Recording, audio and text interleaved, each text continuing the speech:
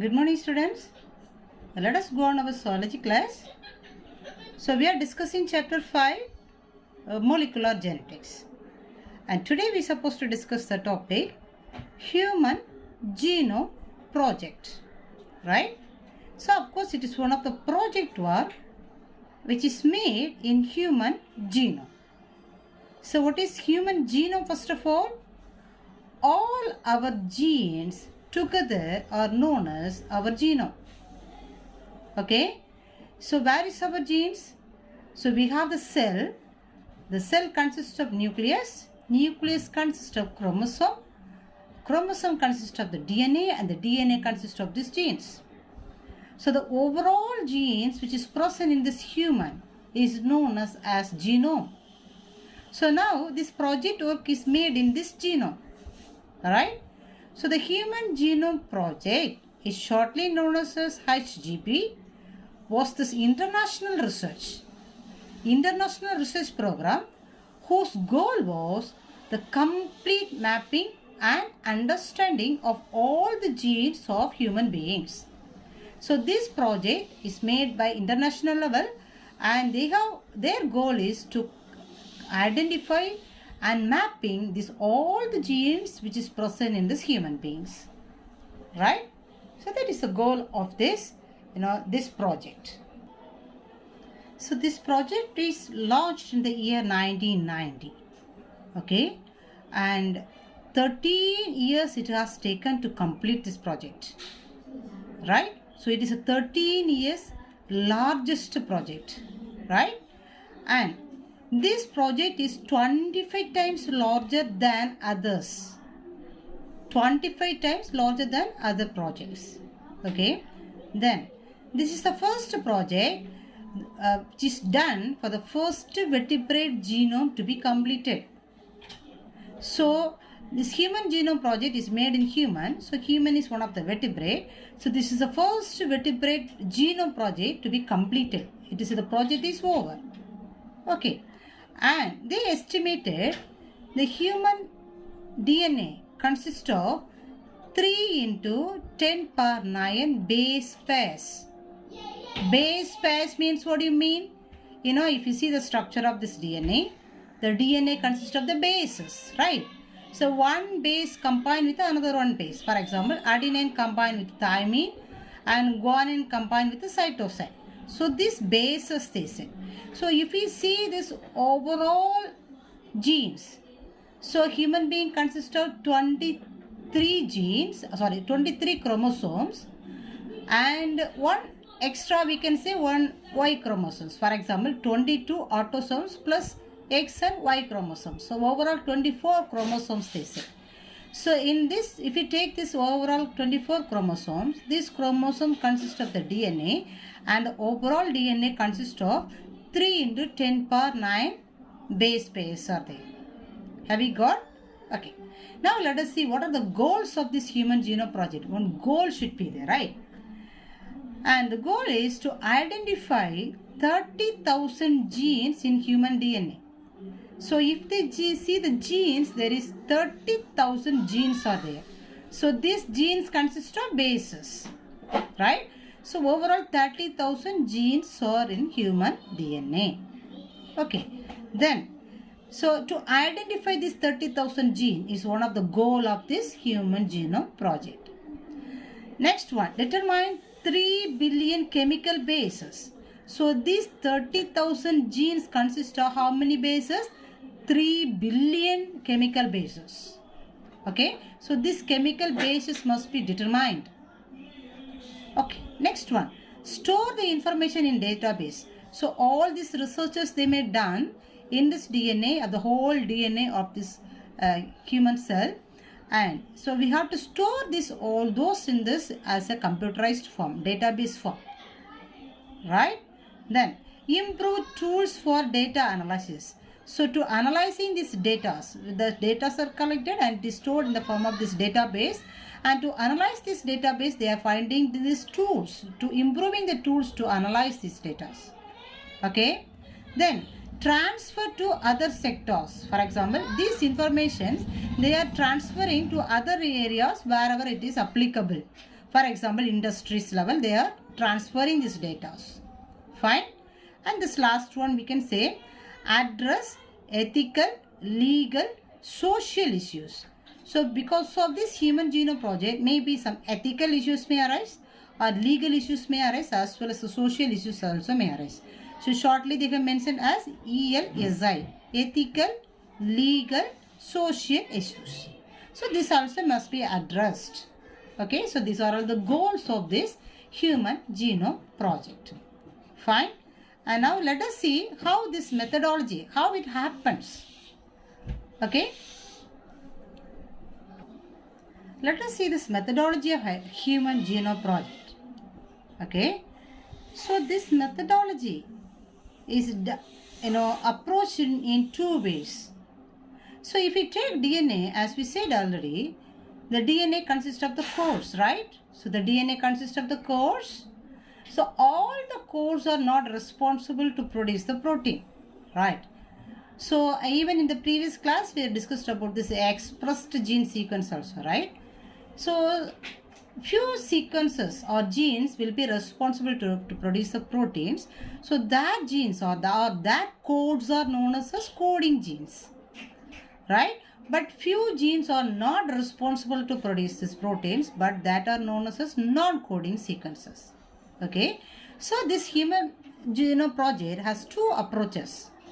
One approach is expressed sequence tags.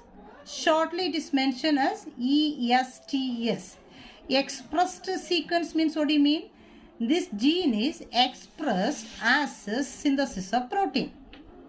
So what do you mean? So that is related to the coding genes. So coding gene only will express as a production of protein. Understand? So that is the coding genes. And so these genes will produce the protein. Okay. So they made the work on these coding genes alone. Okay. That is one approach. The second approach is known as a sequence annotation. Sequence annotation means the entire coding which is present, or the entire genes which is present in this whole DNA will be, our whole set of genome will be used. All the genes, even it is including coding genes as well as non-coding genes. So coding and non-coding sequences will be analyzed, research they done. Is it okay? Then how this approaches has made, how this methodology, the method how it is used. So the simple technique, as we said already, and recombinant DNA technology. So as like this recombinant DNA technology one, see here also this technology will be applied. Okay. So here what they do, so this is a cell and the cell consists of this DNA. So from the DNA consists of this, genes, right? So from the nucleus or from the cell, they, separate all this DNA out, first of all. So they are separating all this DNA. They are taking away this all the desired DNAs. Oh, sorry, all the DNAs out, right? Then these DNA fragments must be, fragmented. So this should be cutted into small pieces. So what enzyme will be used to cut this, DNA into smaller pieces? That is known as restriction endonuclease. Restriction endonuclease. So with the help of this DNA will be spliced into pieces, minute pieces, right? So this we can say is a DNA fragments, right? So when we cut it into small pieces, actually this, since it is a simple pieces, we cannot, this is not at all enough to do the research. So it must be multiplied, or it must be, cloned, right? So for cloning, they are using two organisms. One is this vector, or it's a plasmid. The another one is the host. So to the host only they are going to transfer this DNA actually, but through one vector, one vehicle, one vector has to carry this gene to this host. Okay. So here first we can see, so this DNA fragment is inserted into this vector first. What do you mean vector? The vector is going to transfer this DNA here. Okay. So the vector may be this plasmid. What do you mean plasmid? Plasmid is a circular DNA which is present in the Escherichia coli. Okay, so DNA technology we may learn, and of course in biotechnology we will learn all those things in detail, right? So this is this plasmid or circular DNA. It is used as a vector to carry these DNA fragments. So it is a DNA fragments are there. Either it may be as so who is used as a vector here? It is bacterial artificial chromosome. It is known as BAC, or we can say yeast artificial chromosome. So here they are using the vector as bacterial artificial chromosome or yeast artificial chromosome they are using to carry this. Okay, so bacterial artificial chromosome is mentioned as BAC, yeast artificial chromosome is mentioned as YAC. So here they are either anyone, either this or this, anyone they are using to carry this DNA. And this, this BAC along with the DNA, then it is transferred towards this host. So who is the host? Again, they are using two hosts. Any one host will be used. So commonly they are using either bacteria or yeast. Either bacteria or yeast they are using to insert this or to clone this, this DNA. So it is inserted either to this bacteria or to the yeast. So when it is inserted and again it is left to cloning, then the multiple copies of or multiplication takes place. So the multiple copies will be produced. Right? So with these copies again they are analyzing this one. So then these cloned genes are arranged with the help of these computer based programs, right? Then and they are arranging this chromosome wise, assigned to as a chromosome wise. The genome, every genome is arranged as chromosome wise also, right? Then and repetitive DNA sequences will be there. So the DNA sequences, the same sequences will be repeated. So those kind of this sequences are known as microsatellites. So this repetitive DNA sequences also will be arranged. But the latest method for sequencing this, this longer fragments, the latest method to fragmenting or sequencing this DNA are known as a shotgun sequencing method. So shotgun sequencing using the supercomputers, right? So using supercomputers they are using this shotgun sequencing method. So with this method this DNA sequences will be arranged or assigned. Have we got? Okay, that is this methodology of Human Genome Project. Especially we can say as like this recombinant DNA technology they have applied here too. Fine. Now let us see the salient features of Human Genome Project. So what are these informations it is given by this Human Genome Project after this research. Fine. So the human genome contains 3 billion nucleotide bases. So as we said already, so the nucleotide bases are present in this DNA, right? So overall they said 3 billion bases, nucleotide bases are there in this overall DNA. The average gene consists of 3000 bases. The largest known human gene being is dystrophin with 2.4 million bases. So we said there is 30,000 genes are there, right? So 30,000 genes consist of 3 billion bases. So some genes may consist of limited amount of these bases. Some genes may consist of more bases, right? And average, if you take the average, they say the gene consists of 3000 bases. Okay. And if you take the largest gene is known as dystrophin. It consists of 2.4 million bases. Okay. Then the next point.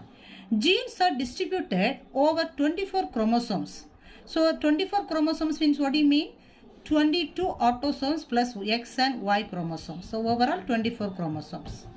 So chromosome 19 has the highest gene density and chromosome 13 and Y chromosome has lowest gene density.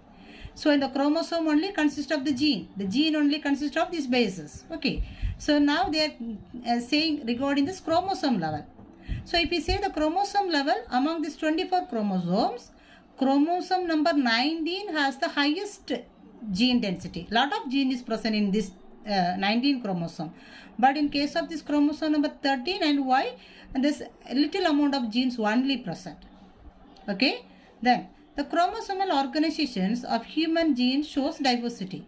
So chromosomal organization, as we said, some chromosomes consist of few genes and some may consist of many genes. So there will be the diversity, right? So there may be 35,000 to 40,000 genes in the genome, and almost 99.9 nucleotide bases are exactly the same in all peoples.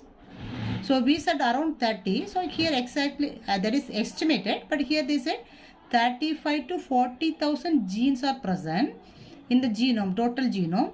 It is almost 99.9 nucleotide bases are same for every peoples. Okay, then functions for over 50% of this undiscovered, 50% of this discovered genes are unknown. So around 35 to 40,000 genes they have found. Among these, they said around 50% of the genes function is unknown. Maybe we can say it's the uncoding genes. We are not sure what is its role and so on, right? Okay. Then less than 2% of genome codes for protein. So only less than 2% of the gene only producing this protein. Okay. Then repeated sequences make a very large portion of this human genome. Repetitive sequences have no direct coding functions, but they shed light on chromosome structure, dynamics and evolution and all those things. So repetitive sequence make up this large portion. Repetitive sequence means if we say this basis of this DNA, in many areas the same sequences will be repeated. Okay, so this will be, actually it is unique for this human. So even it will be applied in this DNA fingerprinting also. When we learn DNA fingerprinting, we can understand this concept, right? So the repetition of this basis will be unique for each and every persons. Okay, then this is one of this very important point. The chromosome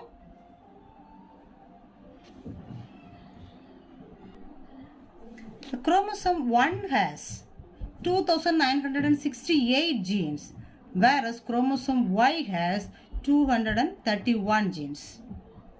Okay, so chromosome number 1, they said it is genes, number of genes. Already we said one point, that is the density. Have you got the point? So density and number is different. Density means within limited space the genes may occupy, that is the density. But here the number, the chromosome 1 has 2,968 genes, whereas chromosome Y has 231 genes. This is the deviation. Okay.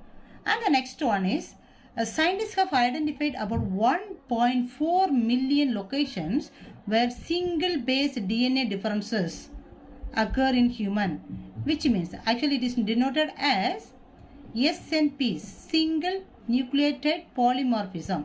Single nucleotide polymorphism is nothing else. Actually, when we see the sequences, for example, AA, CC, UU, GG, likewise it will be the sequence will be arranged. But in the next sequence, we can say there may be only one slight difference alone, like a point mutation we said, right? Likewise, here for example, and let me write. So if I say an example, for example, if the bases are arranged in like this, AA, UU, CC, G. And in another base, sequence, it is arranged like A, instead of this A, here may be the T. And the rest of the thing is same. The same here, instead of A, here it is G. So at one side alone, there is a deviation. So such a nucleotide arrangement is known as single nucleotide polymorphism. So shortly it is mentioned as SNPs, single nucleotide polymorphism, right? And these nucleotides they have found around 1.4 million. Is it clear? Okay. So that's all about this, and salient features of Human Genome Project. And now we can see what is this application of this Human Genome Project. Fine. So application and future challenges. So what is the use with this Human Genome Project? The first one they understood, they can identify the genetic abnormalities So now if we know about this, entire DNA, all the details about this entire DNA, of course we come to know about if there is any genetical abnormalities are found. Understood? So that's what the genetical abnormalities we can identify. Then we can diagnose these diseases also. We can diagnose the diseases as per that this counseling will be given to plan the children also. Okay, fine. Then, and it will be used to produce this gene therapies. Gene therapy means the treatment for the defective gene is known as gene therapy. Okay, and so other than this, human with benefits, we can say it will be applied in the healthcare, agriculture, energy production, environmental remediations. So in these areas also it will be used. In the agricultural area, healthcare area, for energy production area, even in this environmental remediation also it will be used. Right? And other than this, what is this application of this one? So once genetic sequences becomes easier to determine, some peoples may attempt to use this information for profit or for political power. So this is the issues from this one. So here they said, so this is the issues regarding this one. And if they come to, once they come to know about this, all these details regarding this human genome project, and then the peoples may they use it this as a profit, and they may use it as for the political power also. Right? Then the next one. So the insurance companies may refuse to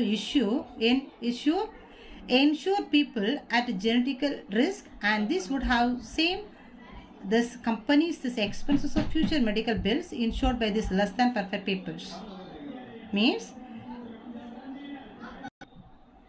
Which means the insurance companies, they may point out about the genetic risk of these peoples. For example, if they have this any genetical problems, they will not insure this health insurance for those people. So they may try to save their profit. Right? That is this issues from this. The another fear is that attempts are being made to breed out certain genes of people from a human population in order to create a perfect race. So perfect race in the sense the scientists may try to produce the superior characterized peoples. So they may collect the superior genes from the population, and they may only breed out those characters, and in future they may try to produce the perfect peoples alone. Right? So this also, maybe if this attempt is made, this character or genetical arrangement in future, everything may change. So this fear also there in this human genome project. Right? So this is the application and this future challenges regarding this human genome project. Have you got? Okay. So please go on these questions. So here the one of the very important question is salient features of this human genome project, and what of this issues may arise from this ethical issues, or we can say, and future challenges may occur with this human genome project, and what are the application with this also. Alright. So on human genome project salient features, you can ask us one question, then this application, then the future challenges. So the three kinds of this question you can learn and ask a 5-mark question. Other than this 3-mark question and the 2-mark question and the 1-mark questions will be asked from this. Right? So please students, go ahead with this questions, and next class we can meet with the next title. So until that, please stay at home and do the work very well, and pray very well also. Fine? Thank you.